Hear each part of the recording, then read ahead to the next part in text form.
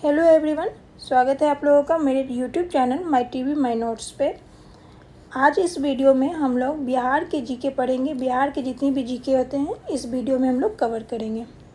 चलते हैं, बढ़ते हैं पहले प्रश्न पे। पहला प्रश्न है, बिहार दिवस कब मनाया जाता है? कब मनाया जाता है बिहार दिवस? तो याद रखिए 22 मार्च को मनाया जाता है। ऑप्शन नंबर सी इसके करेक्ट हो जाएंगे। बिहार दिवस 22 मार्च को मनाया जाता है। अगले प्रश्न पे आते हैं। अगला प्रश्न है, बिहार की राजधानी कहाँ है? कहाँ है बिहार की राजधानी? तो बिहार की राजधानी है पटना। ऑप्शन नंबर ए इसके करेक्ट हो जाएंगे। बिहार की राजधानी पटना है। अगले प्रश्न पे आते हैं। अगला प्रश्न है,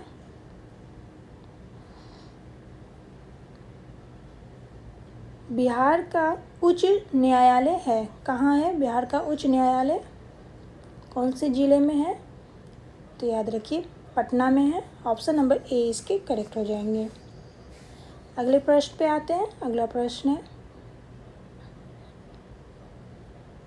बिहार की राजकीय भाषा है कौन सा है? बिहार की राजकीय भाषा तो याद रखिए हिंदी व उर्दू बिहार की राजकीय भाषा है। ऑप्शन नंबर ए इसके करेक्ट हो जाएंगे। अगले प्रश्न पे आते हैं। अगला प्रश्न है, बिहार का राजकीय वृक्ष है कौन सा है? बिहार का राजकीय वृक्ष तो याद रखिए बिहार का राजकीय वृक्ष है पीपल। ऑप्शन नंबर बी इसके करेक्ट हो जाएंगे। अगले प्रश्न पे आते हैं। अगला प्रश्न है, बिहार का राजकीय पुष्प है कौन सा है? बिहार का राजकीय पुष्प तो याद रखिए बिहार का राजकीय पुष्प है गेंदा। ऑप्शन नंबर बी इसके करेक्ट हो जाएंगे। अगले प्रश्न पे आते हैं। अगला प्रश्न है, बिहार का राजकीय पशु है कौन सा है? बिहार का राजकीय पशु तो याद रखिए बैल है। ऑप्शन नंबर बी इसके करेक्ट हो जाएंगे। चलते हैं अगले प्रश्न पे। अगला प्रश्न है,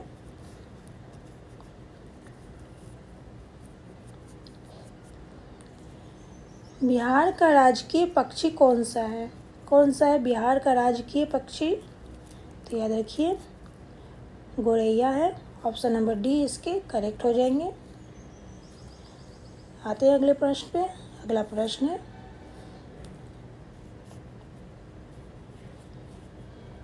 बिहार के प्रमंडल कितने हैं? कितने प्रमंडल है बिहार में? बिहार के प्रमंडल कितने हैं? तो याद रखिए 9 प्रमंडल है। ऑप्शन नंबर सी इसके करेक्ट हो जाएंगे। अगले प्रश्न पे आते हैं। अगला प्रश्न है,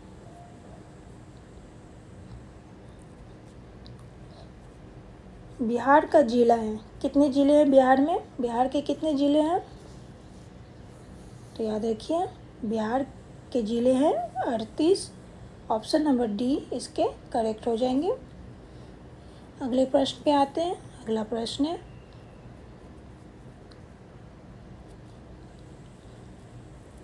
बिहार का अनुमंडल है कितने अनुमंडल है बिहार में? बिहार के कितने अनुमंडल हैं?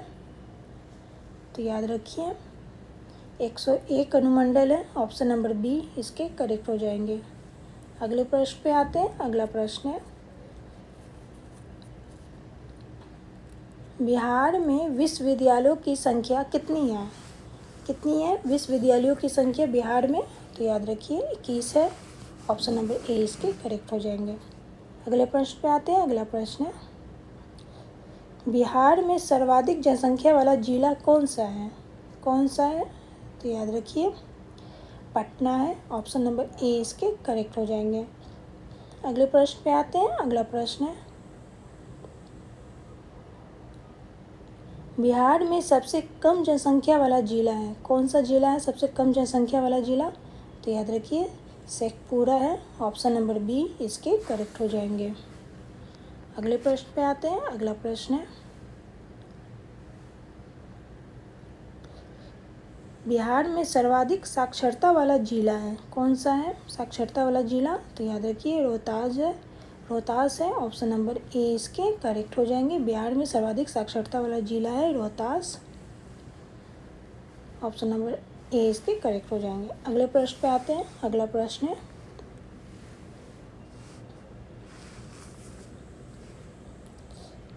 बिहार में सबसे कम साक्षरता वाला जिला है, कौन सा जिला है सबसे कम साक्षरता वाला जिला? तो याद रखिए पूर्णिया है। ऑप्शन नंबर बी इसके करेक्ट हो जाएंगे। बिहार में सबसे कम साक्षरता वाला जिला पूर्णिया है। अगले प्रश्न पे आते हैं। अगला प्रश्न है,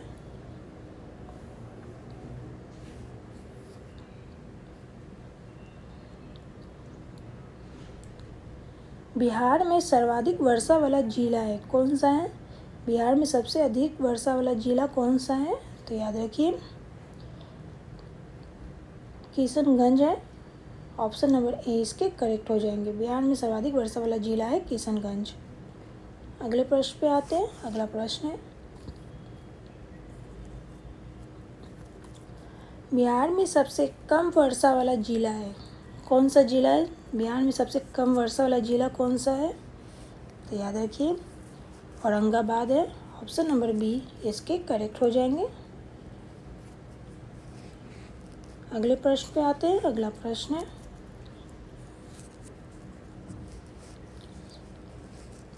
बिहार में सबसे ठंडा वाला जिला कौन सा है, कौन सा है सबसे ठंडा वाला जिला? तो याद रखिए गया है।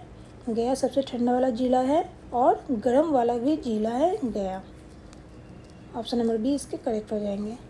अगले प्रश्न पे आते हैं। अगला प्रश्न है, बिहार में सबसे बड़ा नगर कौन सा है, कौन सा है बिहार में सबसे बड़ा नगर? सबसे बड़ा जिला कौन सा है? तो याद रखिए पटना है। ऑप्शन नंबर डी इसके करेक्ट हो जाएंगे। अगले प्रश्न पे आते हैं। अगला प्रश्न है, मूल रूप से बिहार शब्द का अर्थ है, क्या अर्थ है मूल रूप से बिहार शब्द का अर्थ क्या है? तो याद रखिए बौद्ध मत है। ऑप्शन नंबर ए इसके करेक्ट हो जाएंगे। अगले प्रश्न पे आते हैं। अगला प्रश्न है, बिहार में नमक सत्याग्रह आरंभ हुआ था, कब आरंभ हुआ था बिहार में नमक सत्याग्रह? तो याद रखिए बिहार में नमक सत्याग्रह आरंभ हुआ था 1930 ईस्वी में। ऑप्शन नंबर सी इसके करेक्ट हो जाएंगे। अगले प्रश्न पे आते हैं। अगला प्रश्न है, बिहार का पृथक प्रांत के रूप में गठन की मांग प्रस्तुत की गई, कब प्रस्तुत की गई थी? तो याद रखिए 1906 ईस्वी में की गई थी। ऑप्शन नंबर बी इसके करेक्ट हो जाएंगे। बिहार का पृथक प्रांत के रूप में गठन की मांग की गई थी 1906 ईस्वी में। अगले प्रश्न पे आते हैं। अगला प्रश्न है, बिहार का शौक निम्नलिखित में से किसे कहा जाता है, किसे कहा जाता है बिहार का शौक? तो याद रखिए कोसी को कहा जाता है। ऑप्शन नंबर बी इसके करेक्ट हो जाएंगे। बिहार का शौक निम्नलिखित में से किसे कहा जाता है? तो इसके आंसर हो जाएंगे कोसी। अगले प्रश्न पे आते हैं। अगला प्रश्न है,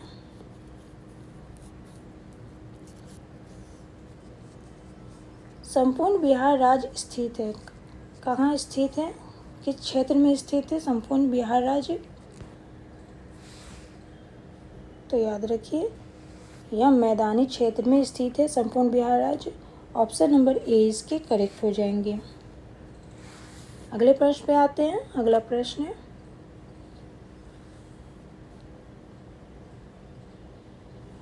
बिहार में तेल शोधक कारखाना है, कहाँ है बिहार में तेल शोधक कारखाना? तो याद रखिए बरौनी में है। ऑप्शन नंबर सी इसके करेक्ट हो जाएंगे। अगले प्रश्न पे आते हैं। अगला प्रश्न है,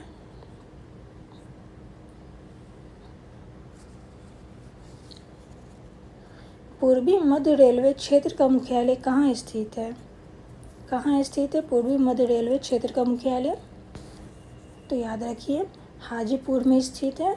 ऑप्शन नंबर सी इसके करेक्ट हो जाएंगे। पूर्वी मध्य रेलवे क्षेत्र का मुख्यालय है हाजीपुर। अगला प्रश्न है,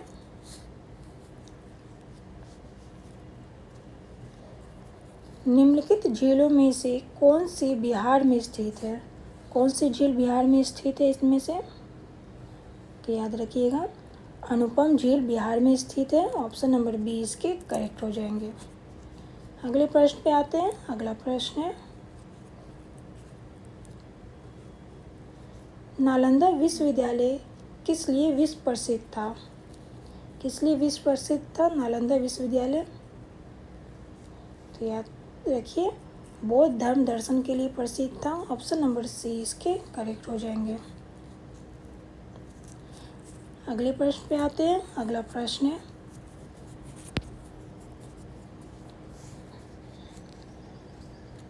अंतिम मौर्य सम्राट था। कौन था अंतिम मौर्य सम्राट? तो याद रखिए, बृहद्रथ था। ऑप्शन नंबर बी इसके करेक्ट हो जाएंगे। अगले प्रश्न पे आते हैं। अगला प्रश्न है,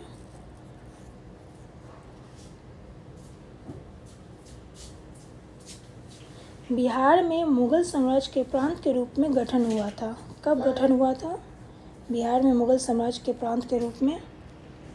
तो याद रखिए, 1580 ईस्वी में हुआ था। ऑप्शन नंबर सी इसके करेक्ट हो जाएंगे। अगले प्रश्न पे आते हैं। अगला प्रश्न है, कांग्रेस सोशलिस्ट पार्टी की पहली बैठक पटना में हुई थी। कब हुई थी पटना में? तो याद रखिए, 1934 ईस्वी में हुई थी। ऑप्शन नंबर बी इसके करेक्ट हो जाएंगे। अगले प्रश्न पे आते हैं। अगला प्रश्न है,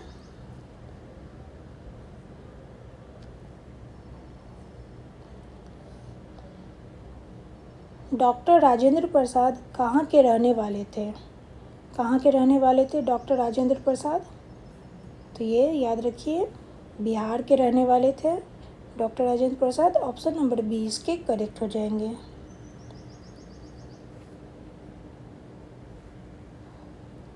अगले प्रश्न पे आते हैं। अगला प्रश्न है,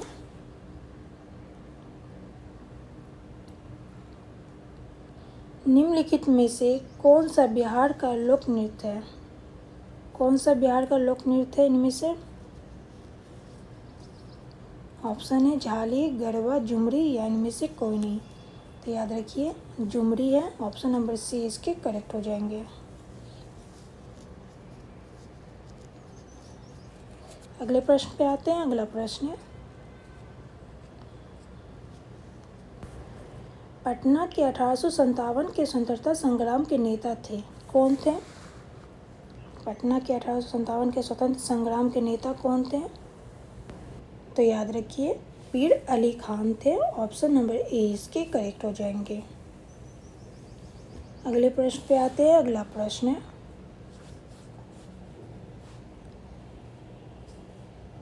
मौर्य काल में शिक्षा का सर्वाधिक प्रसिद्ध केंद्र था। कौन सा था शिक्षा का सर्वाधिक प्रसिद्ध केंद्र मौर्य काल में? ऑप्शन है वैशाली, उज्जैन, तक्षशिला या नालंदा। तो याद रखिए, तक्षशिला था। ऑप्शन नंबर सी इसके करेक्ट हो जाएंगे। अगले प्रश्न पे आते हैं। अगला प्रश्न है, बिहार और उड़ीसा का विभाजन हुआ। कब हुआ था बिहार और उड़ीसा का विभाजन? तो याद रखिए, 1936 ईस्वी में हुआ था। ऑप्शन नंबर बी इसके करेक्ट हो जाएंगे। बिहार और उड़ीसा का विभाजन 1936 ईस्वी में हुआ था। अगले प्रश्न पे आते हैं। अगला प्रश्न है, बिहार सोशलिस्ट पार्टी के संस्थापक कौन है? कौन है बिहार सोशलिस्ट पार्टी के संस्थापक? तो याद रखिए, जयप्रकाश नारायण है। ऑप्शन नंबर ए इसके करेक्ट हो जाएंगे। अगले प्रश्न पे आते हैं। अगला प्रश्न है, बिहार के प्रमुख समाचार पत्र बिहारी के संस्थापक कौन थे? कौन थे बिहार के प्रमुख समाचार पत्र जो है बिहारी के संस्थापक कौन थे? तो याद रखिए, बाबू महेश्वर प्रसाद थे। ऑप्शन नंबर सी इसके करेक्ट हो जाएंगे। अगले प्रश्न पे आते हैं। अगला प्रश्न है, बिहार में किस स्थान पर भारतीय राष्ट्रीय कांग्रेस का 1922 का अधिवेशन हुआ था? कहाँ हुआ था? ऑप्शन है हरिपुरा, रामगढ़, गया या पटना। तो याद रखिए गया में हुआ था। ऑप्शन नंबर सी इसके करेक्ट हो जाएंगे। अगले प्रश्न पे आते हैं। अगला प्रश्न है, बिहार में किसान सभा की स्थापना किसके द्वारा की गई? किसके द्वारा की गई थी बिहार में किसान सभा की स्थापना? तो याद रखिए सहजानंद सरस्वती द्वारा की गई थी। ऑप्शन नंबर ए इसके करेक्ट हो जाएंगे। अगले प्रश्न पे आते हैं। अगला प्रश्न है,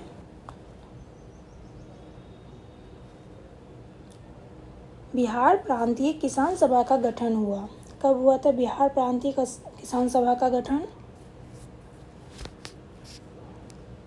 तो याद रखिए 1929 ईस्वी में हुआ था। ऑप्शन नंबर सी इसके करेक्ट हो जाएंगे। अगले प्रश्न पे आते हैं। अगला प्रश्न है, बिहार बंगाल से कब पृथक हुआ? बिहार बंगाल से कब पृथक हुआ था? तो याद रखिए बिहार बंगाल से पृथक हुआ था 1912 ईस्वी में। ऑप्शन नंबर बी इसके करेक्ट हो जाएंगे। अगले प्रश्न पे आते हैं। अगला प्रश्न है, पटना का प्रांतीय राजधानी बनाया था? किसने बनाया था पटना को प्रांतीय राजधानी? तो याद रखिए पटना का प्रांतीय राजधानी बनाया था शेरशाह ने। ऑप्शन नंबर ए इसके करेक्ट हो जाएंगे। अभी के लिए इतना ही। फिर मिलते हैं नेक्स्ट वीडियो में नई जीके जीएस के साथ, जो आपके एग्ज़ाम के लिए मोस्ट इम्पोर्टेंट है।